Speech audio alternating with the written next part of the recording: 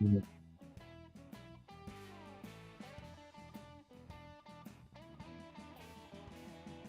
So thank you so much for joining us. And PDR live. Please like the live stream and share it. So I wanted to talk today about the International Criminal Court's arrest warrant that was issued on Friday against Israel's Prime Minister Benjamin Netanyahu. There was a lot of fallout in the U.S., a lot of reaction, not just in the U.S. but around the world. Many European nations immediately reacted to that news, uh, stating that they would abide by the ruling.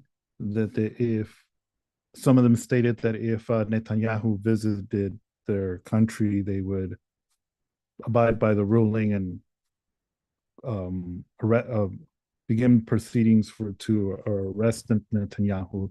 Some have not really been that clear, like France, for instance, and it's not really clear what action they would take on if Netanyahu were to decide to visit their country. Now, Netanyahu is not the only figure that was issued an arrest warrant. The former defense minister, Yoav Gallant, as well, and the former leader of Hamas was also issued an arrest warrant for perpetrating the October 7th attack on Israel. Of course, he died in an Israeli operation months ago. Now, I just wanted to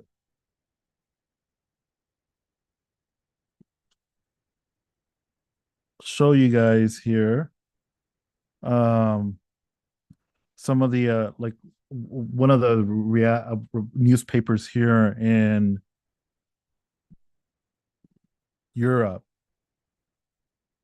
and this is one of the headlines here by the Irish News. See if it's coming out right now. And it says here, wanted Benjamin Netanyahu, International Criminal Court issues arrest warrant for Israel's prime minister for the use of starvation as a method of warfare and crimes against humanity, of murder, persecution, and inhumane acts. So some people have noted that that type of headline was actually absent in mainstream media here in the United States. I mean, you kind of see that this headline, it looks like almost like a mugshot, and with the word wanted in bold, like in the Wild West or Wild West movies, old Western movies where they have the wanted signed posters so that bounty hunters could go out and cash in on trying to either capture someone who was wanted, either dead or alive. So that was interesting. Some people have made that observation that we didn't really see that in U.S. media at all. And I wanted to take you to one of the reactions here from our ambassador to Israel. And his name is Jack Lew. He had I think, a position in the Biden administration. Or I'm not sure if he was secretary or treasury, but he had a position before being ambassador of a U.S. ambassador of Israel. But this is a statement that he was reacting to. And the statement here is from the President Joe Biden on warrants issued by the International Criminal Court. And this statement was on November 21st, 2024. And the Biden White House stated the ICC issuance of arrest warrants against Israeli leaders is outrageous. Let me be clear once again, whatever the ICC might imply, there's no equivalence, none, between Israel and Hamas. We will always stand with Israel against threats to security. And our ambassador tweeted the following here. He tweeted, I join POTUS, the President of the United States, in rejecting the outrageous arrest warrants issued by the ICC. Now, what they don't, these people don't mention is the following. And I had responded to him stating that actually Secretary of State Anthony Blinken and the Secretary of Defense Lloyd Austin had sent a letter that was leaked to mainstream media to Israel stating that they were giving them 30 days to improve the humanitarian situation in Gaza. And if they did not address these concerns within 30 days, if they did not show any improvement in the humanitarian aid making it into Gaza, they would seriously consider halting weapon shipments to Israel. And I want to take this was a letter that was dated October 13th, 2024. And I would just want to go ahead and read this letter so that you see the duplicity of these US politicians who are now so outraged at what the ICC has done to Israel, when in fact our own government had stated that Israel is potentially using starvation as a method of war. So let's take a look at this letter here. And I'm going to go ahead and read this letter, the main points of it, not everything, but I'm going to go ahead and read it. This is the first page of that letter, and it's addressed to Yoav Gallant, the Minister of Defense of the State of Israel, on the top left right there. And then Ron Dermer, Minister of Strategic Affairs, State of Israel. It says here, Dear Minister, Secretary of Blinken's April 19th letter to Minister Gallant noted that in accordance with U.S. law and policy, including National Security Memorandum 20, the Departments of State and Defense must continually assess your government's adherence to your March 2024 assurances that Israel would, quote, facilitate and not arbitrarily deny, restrict, or otherwise impede, directly or indirectly, the transport or delivery of United States humanitarian assistance and U.S. government-supported international efforts to provide humanitarian assistance, end quote, to and within Gaza. The Department of State will need to conduct a similar assessment under Section 6201 of the Foreign Assistance Act in order to provide additional foreign military financing assistance to Israel. We are now writing to underscore the U.S. government's deep concern over the deteriorating humanitarian situation in Gaza and seek urgent and sustained actions by your government this month to reverse this trajectory. So here you even see that the United States itself, the U.S. government, the Biden administration, underscored, highlighted the fact that the humanitarian situation was in a dire situation in Gaza, and that they needed to change that trajectory. Okay. Well, another important thing to note here is that this is U.S. assistance. This is assistance coming through U.S. taxpayer money. Okay, that these people over there are meddling with. And you'll see that emphasized in the next paragraph. The letter goes on, the humanitarian situation for over 2 million civilians in Gaza is increasingly dire. Despite the July transition from combat operations to special counterterrorism operations in the Gaza Strip, so they're not even, apparently what we're told is that they're no longer in a combat operation phase. They're supposed to be in both. Supposedly now they're in a counterterrorism phase of their operation. So they really shouldn't even be bombing a lot of these places. Multiple evacuation orders have been forced 1.7 million people into a narrow coastal zone from Mawasi to Deir al-Balah. Extreme overcrowding has put these civilians at high risk of lethal contagion. Humanitarian implementers report they are unable to meet essential survival needs of aid-dependent civilians. Trucks carrying humanitarian commodities, including perishable goods funded by the United States. That's our taxpayer money. Are delayed at crossing platforms. So this is what Israel is doing to U.S. taxpayer money.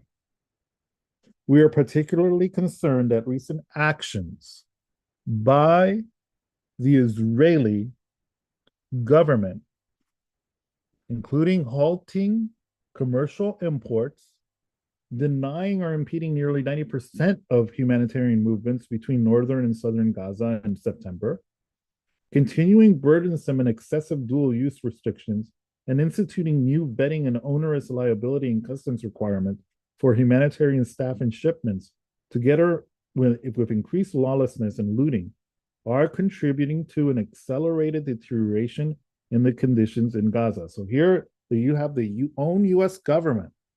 They're admitting, they're stating that Israel's actions is leading to almost 90% of the aid not actually making it on time in Gaza.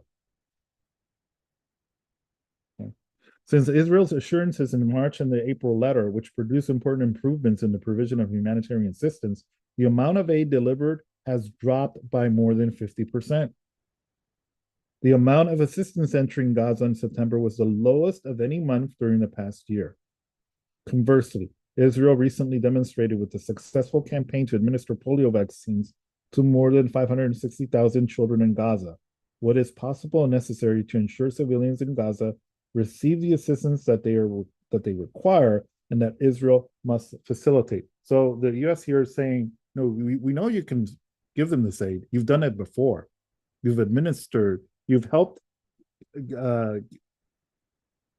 get the vaccine administered to 500,000 kids, polio vaccine. So if you can do that, we know you can make sure that the assistance that we're sending over there gets to them. So it's not an administrative hindrance that they're encountering. Conversely, to reverse the downward humanitarian trajectory consistent with its assurances to us, Israel must, okay, I repeat, Israel must, starting now, that's October 13th, that's when the letter was written, starting now and within 30 days, act on the following concrete measures. Failure to demonstrate a sustained commitment to implementing and maintaining these measures may have implications for U.S. policy under NSM 20 and relevant U.S. laws. This is may have. So we might do it, we might not do it. So, and then they give them these, and I'm not going to read the requirements that they gave them. So, but for number one, ahead of winter, surge all forms of humanitarian assistance throughout Gaza, and then they gave them like about 10 bullet points of what they specifically wanted them to do under that section. 2, ensure that the commercial and Jordan armed forces corridors are functioning at full and continuous capacity. 3, end isolation of northern Gaza. And then on the bottom there, it says, relatedly, we are deeply concerned about the potential adoption of Knesset legislation to remove certain privileges and immunities from the United Nations Relief and Works Agency, UNRWA, and its staff, prohibit official contact with UNRWA, and change the status quo regarding UNRWA in Jerusalem.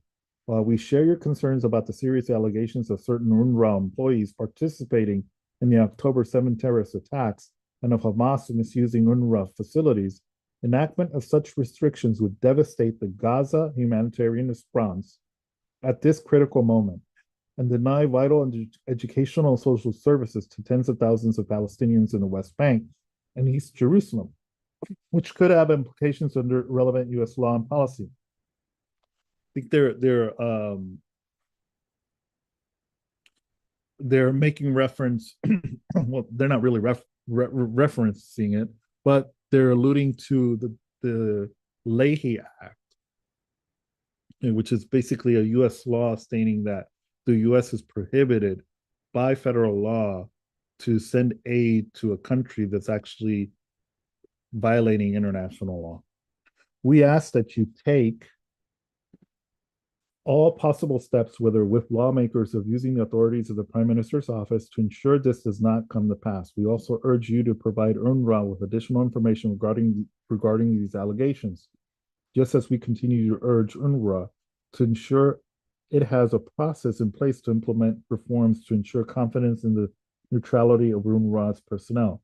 The April letter underscored it is critical for Israel to continue to demonstrate its strong commitment to meeting its international law obligations related to the conduct of operations against Hamas, including by allowing International Committee of the Red Cross access to individuals detained in connection with this conflict and reinvigorating dialogue with the ICRC immediately. So, I mean, there was a scandal where they were caught. Israeli law enforcement officials or soldiers were caught raping Palestinian detainees. I think they're alluding to that. Reports of abuses against detainees have only further elevated the importance of Israel doing so urgently. Lastly, it is vitally important that our governments establish a new channel through which we can raise and discuss civilian harm incidents. Our engagements to date have not produced the necessary outcomes. We ask that the initial virtual meeting of this channel be held by the end of October. We again ask for your urgent intervention and leadership to address this situation. Sincerely, Anthony J. Blinken, Secretary of State, Lloyd J. Austin, Secretary of Defense. Okay, so that is the letter that was sent to them. Yet, we have the ambassador. Okay. We have the ambassador stating that, oh, I agree with POTUS, right? That this arrest warrant is uncalled for, and I'm going to get to this soon here, but here.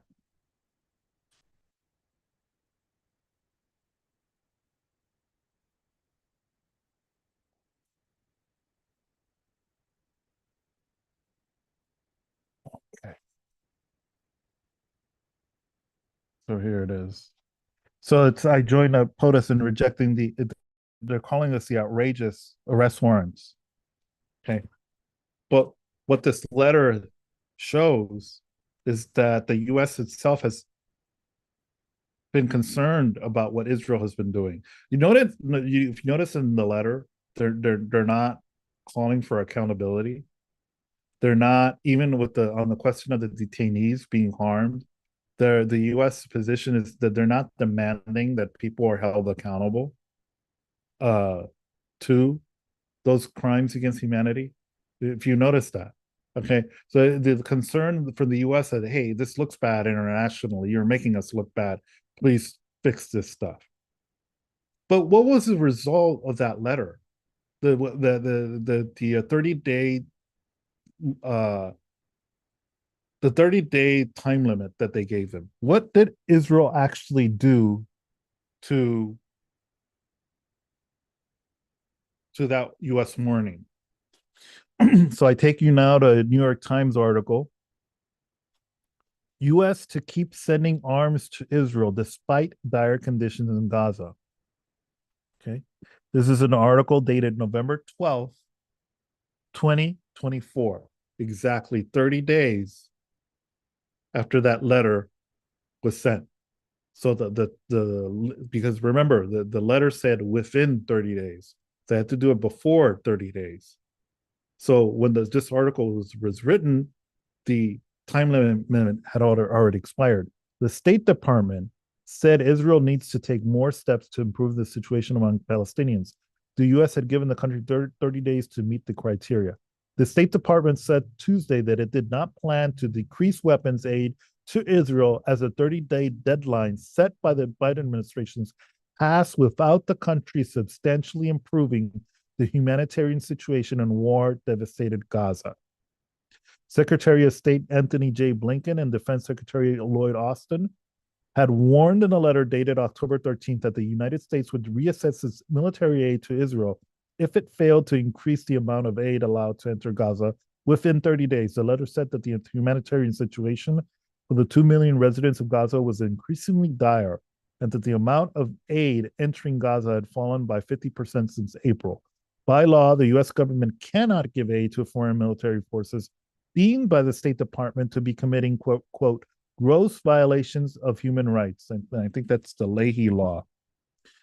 The UN officials have said Israel's continued blocking humanitarian aid and targeting of humanitarian workers constitute violations of international law and could amount to war crimes. Food insecurity experts working on an initiative controlled by UN bodies and major relief agencies said last week that famine was imminent or most likely already occurring in northern Gaza. UN officials say the entire population of Gaza is facing food insecurity. The Israeli officials have denied creating obstacles to aid deliveries and say raids on aid trucks by Palestinians and other problems have prevented proper distribution. Okay, and it goes on here. So this is the article here. Okay, this is the New York Times article, the paper of record, admitting to the American public that Israel failed to meet that 30-day deadline to improve the humanitarian situation in Gaza. And yet they have the temerity right now to criticize the International Criminal Court for issuing arrest warrants. This nonsense has been going on for a year, where the situation over there in Gaza continues to get worse. September saw the lowest amount of aid actually reaching the people of Gaza. So this issue should be of great concern to Americans, because we recall that the events of 9/11, part of the reason that motivated the attackers for what they did is the situation in Israel and Palestine. So this should be an issue of concern for us, of what type of situation are we really creating in Gaza? What's going to happen after Israeli forces depart from Gaza, if they do depart from it, because it seems like they want to annex Gaza. So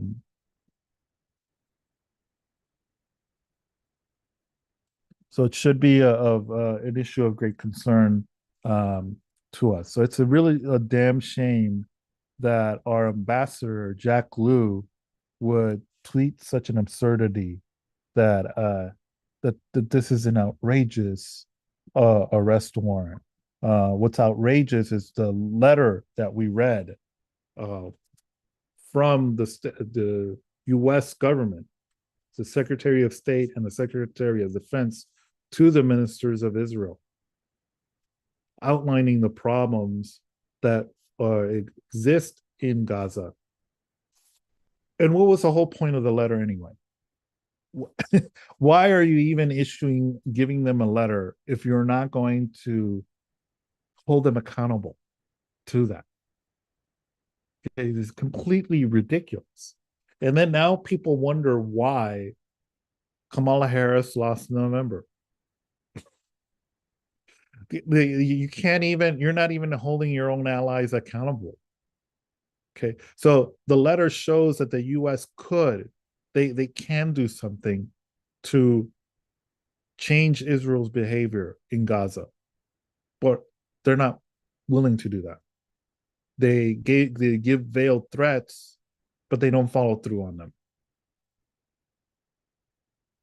Okay, so all the people online harping and getting mad at the Arab voters, or immigrants who voted for Trump, or all these racists and this, that, you need to look in the mirror, or you need to face who is in charge of the White House right now, and you need to look at that person straight in the eye and tell them, you did this. Your lack of accountability, your mismanagement of this government, your unwillingness to hold Israel accountable for war crimes is what resulted in Donald Trump getting, partly what resulted in Donald Trump getting elected this past November. Okay. So it's just amazing the tone deafness online of people who are still defending Kamala Harris and Joe Biden after what you have just seen. The evidence here is just clear.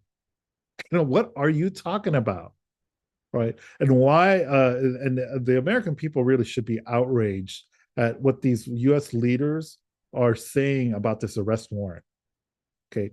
It's irrelevant whether, and by the way, the US under the Bush administration decided not to sign up to the ICC.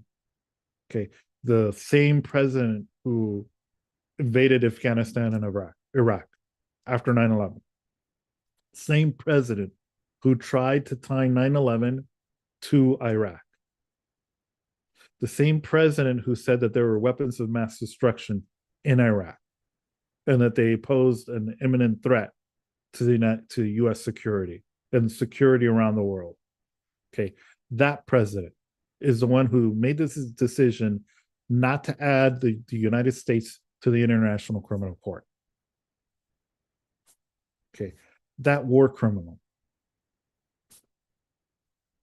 And this is precisely why what's going on today, right now, because the US is enabling this genocide.